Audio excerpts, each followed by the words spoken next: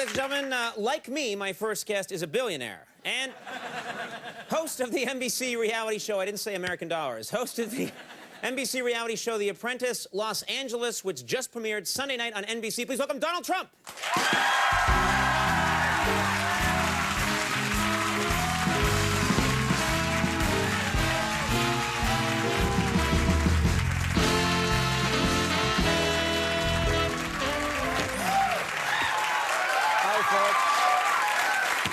Nice group. Very nice. Beautiful, beautiful. Young, attractive. Young, attractive. Very we get the nice. best-looking groups in town here. Let me ask you something. Let's begin.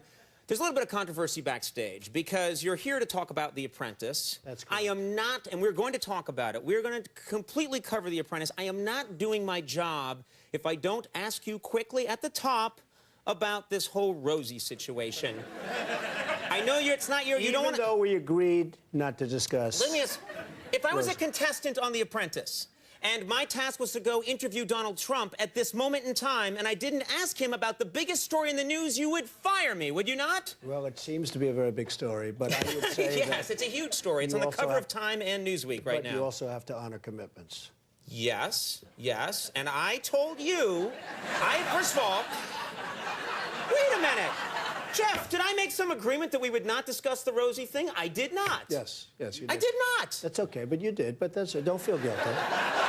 Do you feel guilty? No. I feel no guilt at all because I honor my commitments. I didn't agree to that. I said I want to ask you one question about it at the top, and then we can move on. Okay, but your representatives agreed to that. What representatives? Who agreed to that? Jeff, did you agree to that? You did not. Jeff? Jeff? Jeff? He said he was just going to ask one thing. One quick thing. Well, I guess where you're not golfing next week.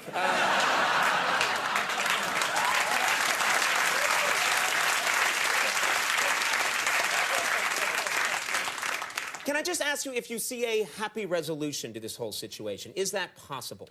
Well, I think I've exposed Rosie for what she is. And, you know, I don't see her ever loving me. I would think that it would never really work out.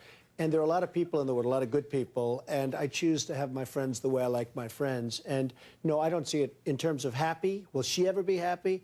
She's not capable of being happy. Will I ever be happy?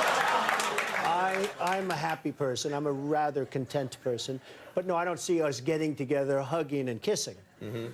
Right. No, no one's expecting that. I don't think anybody's expecting this to end with you two hugging and kissing. I just thought maybe there'd be some kind of happy resolution, and maybe you see that as being a possibility. Well, I don't know. I mean, people seem to be fascinated by the story somehow, and I don't even know why. But, you know, it all started with Miss USA. I gave Miss USA a chance, a second chance, a very important second chance for her.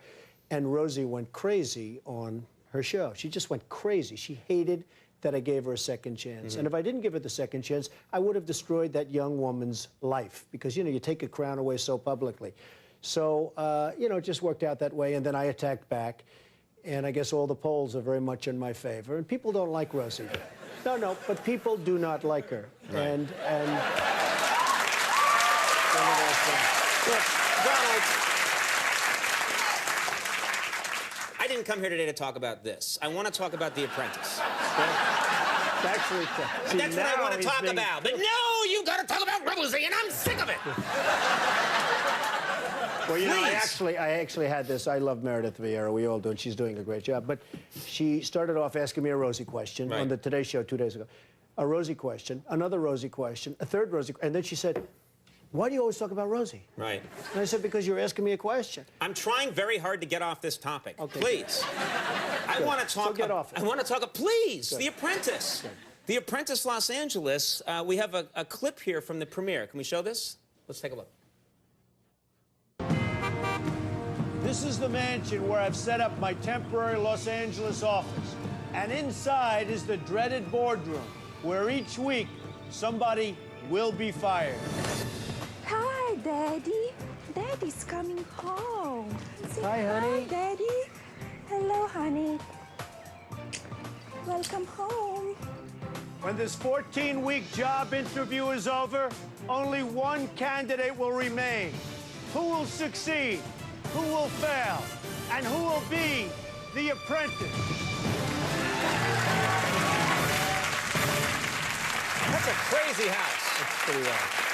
Well, that's the mansion that That's the mansion. I live in while Yeah. we're doing the shooting, and it's where the mansion. And there's that's another your- mansion equally as nice where the winning team lives. Right. And then the losing team lives in this horrible situation in, like, literally mud. It's a tent, but after the first 2 or 3 nights, I don't know how many people have lived in a tent. I haven't, but I know. Come on, you did a few years in a tent there. I did spend some time in camp. But what happened... What was your tent like at camp? Was it a giant tent with a Trump on it? No, it was a nice tent. But we lived there for like 3 hours and back into the And you're whatever like, it let's was. get out of here, and you helicoptered out. But what happens with the... That's very good. But, you know, with I've the, had enough of camping. Let's get out of here. but with all that happens with the rains and everything else, I mean, Right. it really becomes a terrible place to live. And Right. the losing team lives there, the other. And it really is very exciting. It's been amazing. Now, that was actually your baby who's 9 months now, Baron? 9 months, Baron. Baron, a beautiful baby. Well, at that time, Baron was just probably 2 months old. 2 and months very old. calm. You see how calm. Yeah, despite the cameras fact that don't you were phase him. shouting right next to him. Screaming. The loser at the apprentice! And he's sleeping and just enjoying himself. Is But he, it's and great what's kid. his personality so far? He's a very calm person. Right. He really is. He's like his mother. She's calm. Right. C-A-L-M, calm. And that's what she is, and that's what he is. He's very calm. I'm glad you spelled it for me. You clearly have no respect for my intelligence. We have, you know what we should do? We should take a little break. We'll come back. We'll talk more about this with Donald Trump in a second. Stick around.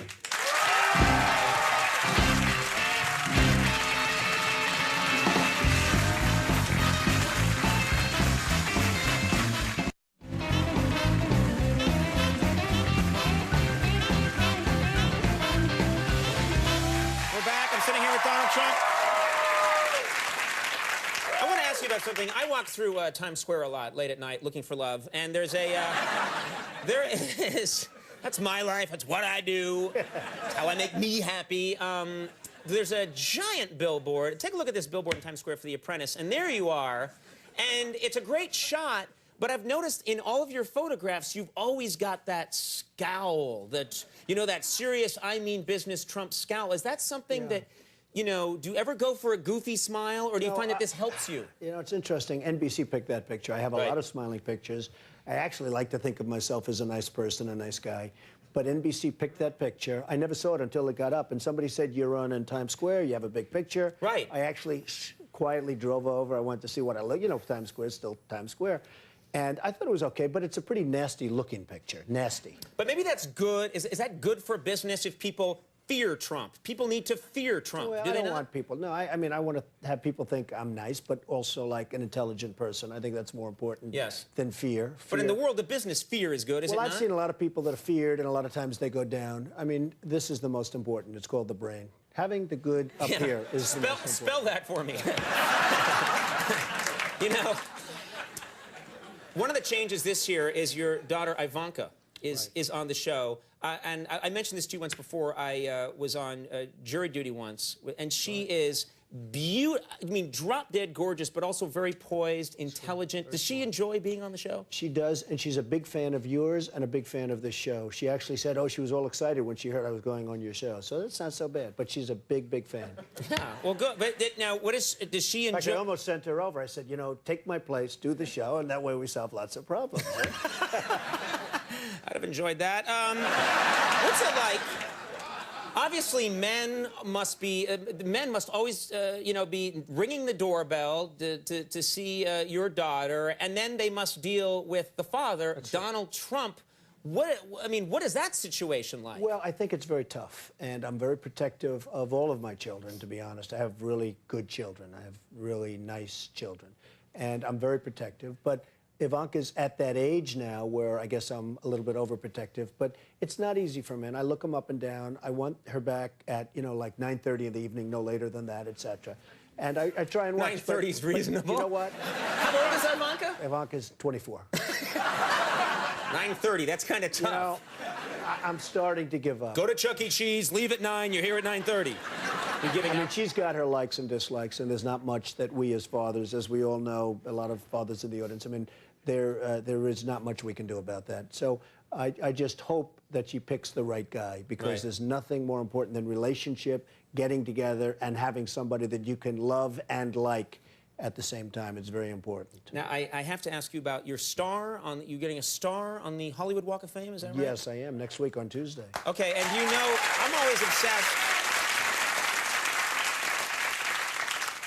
That's a big honor, one that may or may not ever happen for me. But if it would, let's say it did happen for me, I know the way I think. I would be obsessed with where my star was, the placement of my star. You are a real estate location genius. Location, location, location. You must be obsessed with where's my star. Well, as soon as I heard that it's really a great honor. They do it very seldom, and it's a great honor for me. And I look forward to it. In fact, a very good friend of yours is actually presenting it to me. Do you know who that is? No, I don't. Mr. Jay Leno. Jay Leno's going to give you the star. That's very nice of him. I'm going to have Mark Burnett. A lot of people are going to be there, but it's going to be great. No, I was very obsessed initially with the location. Right. And we got it right in front of the Kodak Theater.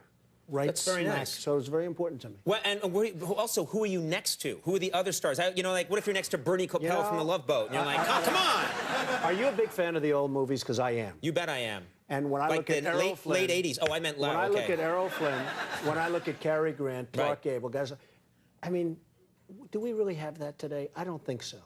Now you see we them all. do. I mean, outside of yourself. So anywhere in that vicinity we're good. But it's right smack in front of the Kodak Theater. So that was sort of cool. All right. Well, The Apprentice, Los Angeles, airs Sunday nights at 9 right here on NBC. I know you didn't have to stop by, but I appreciate that you did. Thanks for being here. Thank you very much. Donald Trump, Megan Good coming up. We'll take a break. We'll be right back.